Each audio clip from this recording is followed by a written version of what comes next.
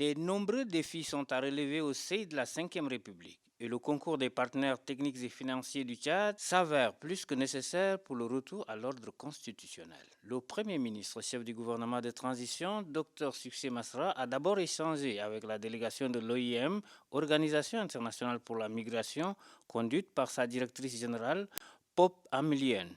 Le Tchad, qui accueille des milliers de réfugiés sur son sol, doit être accompagné par les partenaires. Au terme de cette audience, la représentante parle des sujets abordés avec le chef du gouvernement.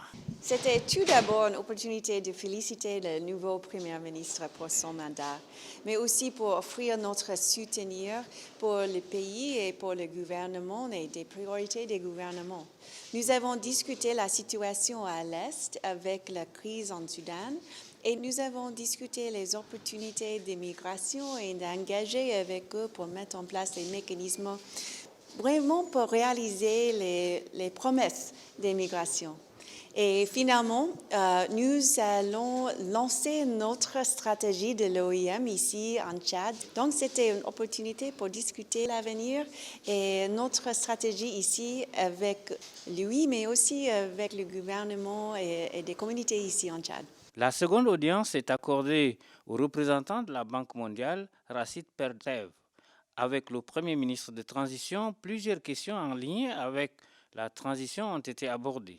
Nous avons parlé de l'importance de certains secteurs, y compris celui de l'énergie et de l'éducation, y compris la crise à l'est du Tchad. Pour le moment, la Banque mondiale a alloué plus de 2 milliards de dollars au Tchad.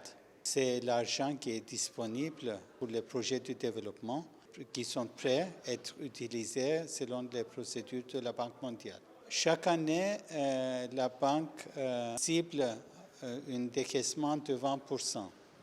C'est-à-dire que jusqu'à la fin de juin, nous espérons que le Tchad va utiliser au moins 400 millions de dollars. Jusqu'à un moment, le Tchad a utilisé que 15 millions de dollars.